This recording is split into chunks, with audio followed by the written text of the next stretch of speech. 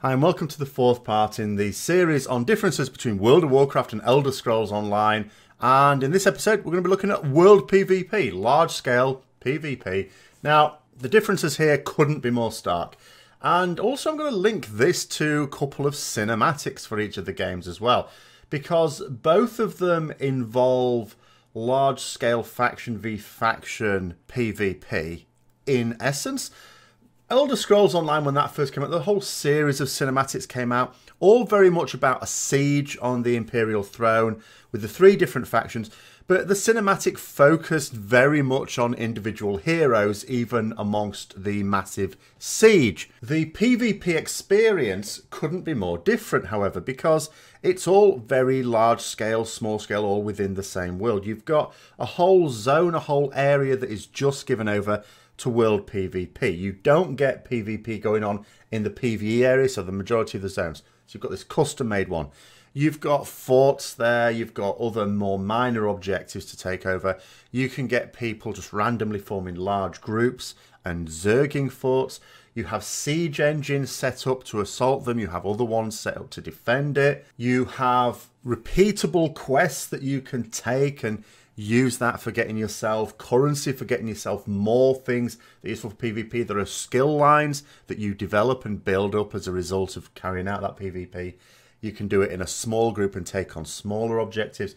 You can take part in a massive group and take part in a massive army v army situation. With three factions, that also creates a huge amount of interest as well, because you could have a situation where one faction is the more dominant, but the other two can sort of independently work to attack that one as well.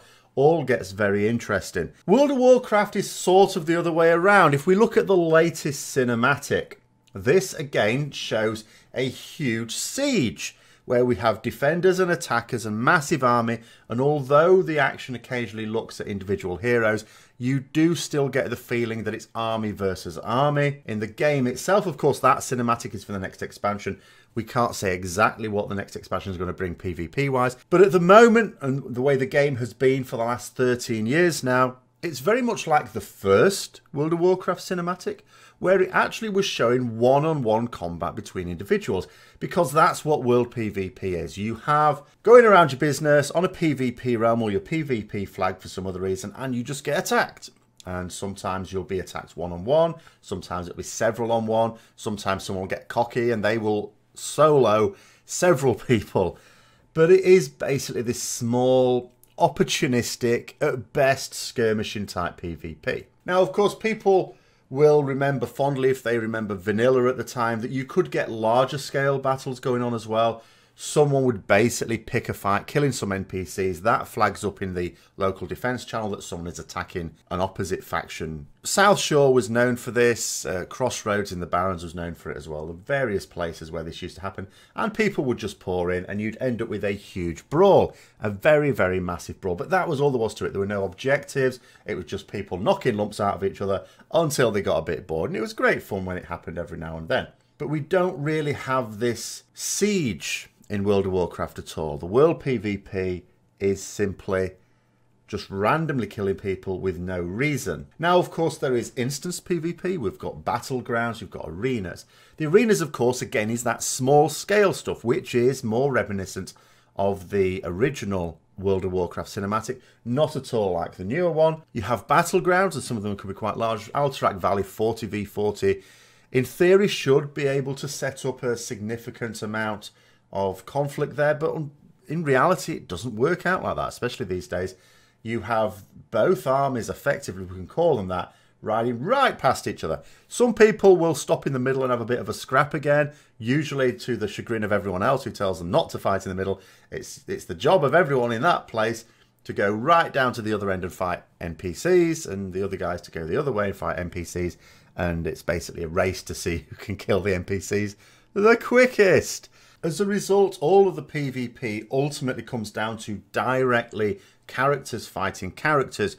You don't ever get any of the strategy element that comes with large-scale warfare.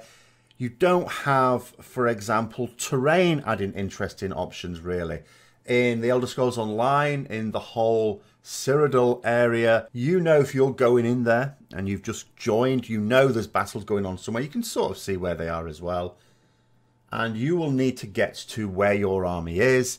You'll have to carefully consider how you go there. If you go the most direct route, the easiest path, which of course would be along the roads, then you think to yourself, well, hang on, there's rocky outcrops there. There could be people just hiding behind there to ambush me, and indeed there will be. And that's an option you have for yourself. Maybe you don't want to join the main assault. Maybe you just want to position yourself in a suitable hiding place between where the main action is and where you know the opposite faction or one of the opposite factions is going to come into the battle, and maybe you pick them off. You stay hidden so that if it's a larger band coming along, you can stay hidden so you don't get in the way of that. But if you see a straggler, you see 1 or 2 people, and you think, you know what, we could take those on. You can jump out and you can take those on as well. You've got scouting options. So let's say you do manage to get towards your main force unhindered. You may be observing from a distance enemy warbands heading towards that same place. You can give people advanced warning. It opens up so many more roles within the PvP experience as opposed to simply one-on-one melee, because that's not really at all like Warfare would be anyway. Most of it is done sort of from ranged.